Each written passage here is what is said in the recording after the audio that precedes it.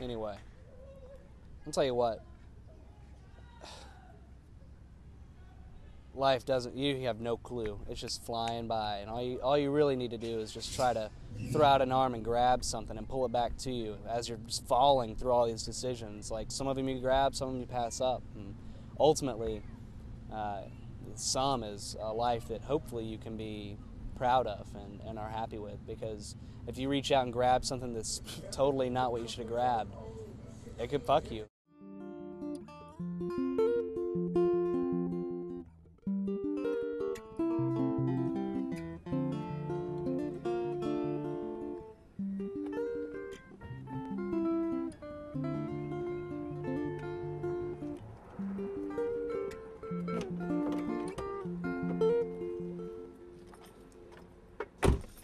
I'm struggling. This is routine. But today is different. I'm on a search. I don't know if what I'm looking for is truth, but I do have expectations. What I want to find is resolution. And right now, without a frame of reference, I'm gonna drive. Usually my family's my rock.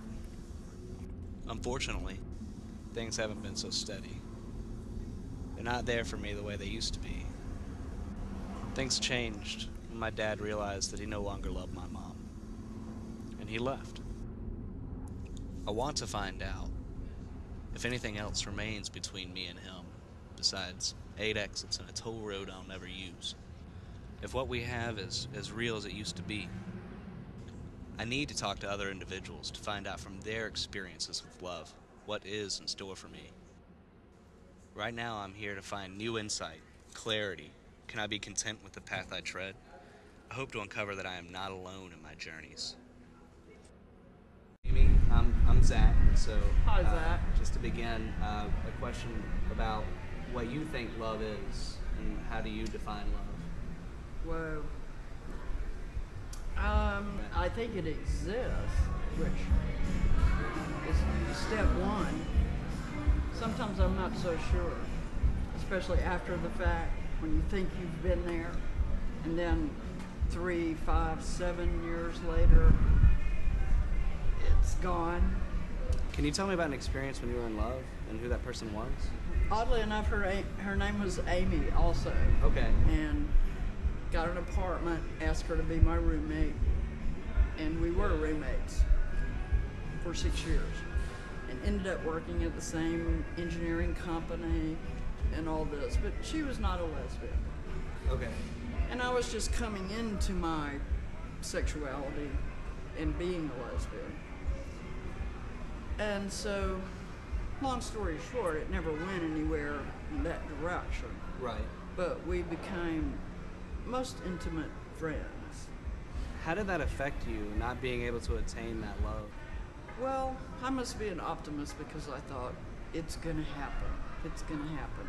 The connection that we had was so intense and encompassed everything except the sexuality. Right. And I thought, it'll happen. Right. It'll happen. Because of, by all accounts, like everything else was Exactly. there. Everything, exactly. Right. Exactly. I finally realized it wasn't going to happen, and I realized that while we were still roommates. And we went off seeing other people. We always saw other people during that period. Right. But I still had that hope. Requited, unrequited, that feeling is there. This is what I gathered from what Amy had to say. She had, when she was younger, discovered an opportunity for love. And as she grew older, realized that the opportunity had never existed for her. Her love for her friend was no different than the love I have for my father, except that her love was not reciprocated. It is paramount that I realized that love was never actually in the cards for her. It was not long before I found myself talking to another individual and found out what he had to share concerning his experience with love. My name is Robert. questions. Just to start, Yeah. what is your definition of love? Like, what defines love to you? In my last relationship, I don't know if I could define it. I feel it. Right.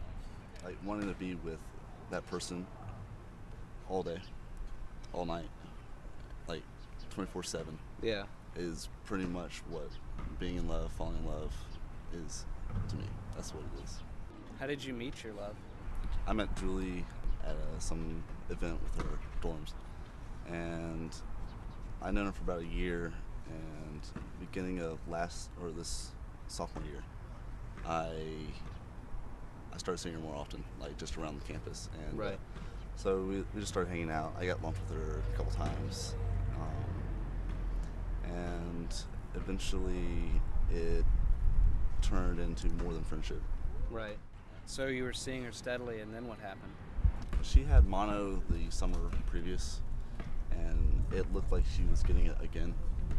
And it just got worse and worse, and eventually she was in the hospital. She was in the hospital for about a month while I was seeing her, and she eventually passed away from complications with that the day after Thanksgiving. So You say that Julie would be like somebody special to you, like for the rest of your life.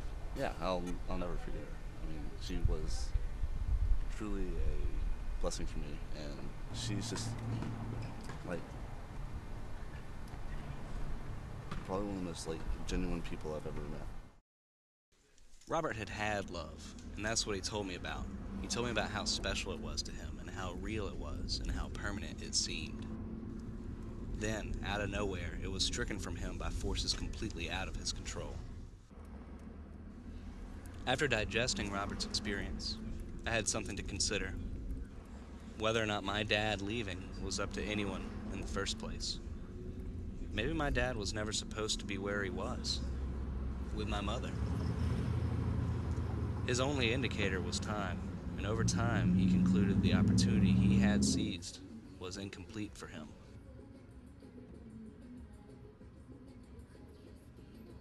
I'm not finished expanding my horizons. I need to discover more. Fate brought me to another who could help me reflect on my situation. What was your name? Oh, Saint. Saint. All right. Yes. So, I guess, Saint, if you would just describe to me in your own words what love is. I don't know, I got into a conversation earlier with somebody. We're talking about love. And he was talking about how it was mostly something of a chemical action. Pheromones kicking in, people getting horny, people's genitals just flaring up, sending out low chemicals, flaring up in the air like nostrils. Anyway, I think it's a combination of many things. Chemical, psychological, mayhem, insanity. I think love is crazy. This is one of the dire psychological factors that we're all suffering from, and we're all desiring. It's like the greatest drug and the worst habit. So it's basic, I don't know, love is love. Love is insanity and craziness, all in one. Turmoil of a tornado.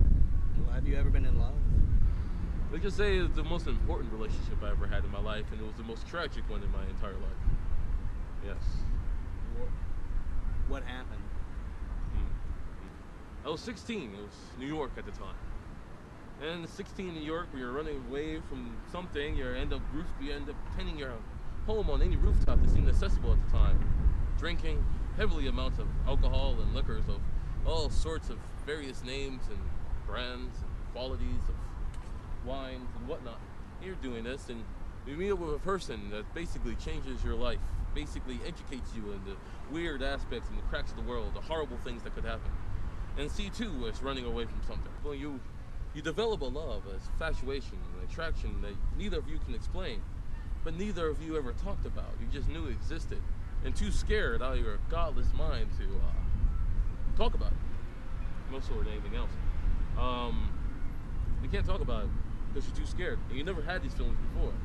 And for years and years, you denied the existence of love. Well, where did it start to fail? I mean, you were in love, but y'all never actually went out. She killed herself 8 years ago. Committed suicide. So I saw my first and true love kill herself, and I saw the light pass between her eyes. And it's the worst thing to ever experience, if you ever experience anything worse. Saint spun my perspective. His love was never in his control, but it was not lost through natural occurrence. Instead, it was taken by the very person he loved. Nature made my dad who he is. His decision to leave was an unavoidable occurrence. I realize now that my situation is a combination of circumstance. We both love each other, but our lives have transformed such that we cannot reciprocate it. He left, I let him leave. It was out of my control. In fact, I don't think it ever was in my control. Love flies its own route, and at times we're prepared to climb on board. We do not know where it's going to let us off, but when it does, we just have to keep on going. We're not alone.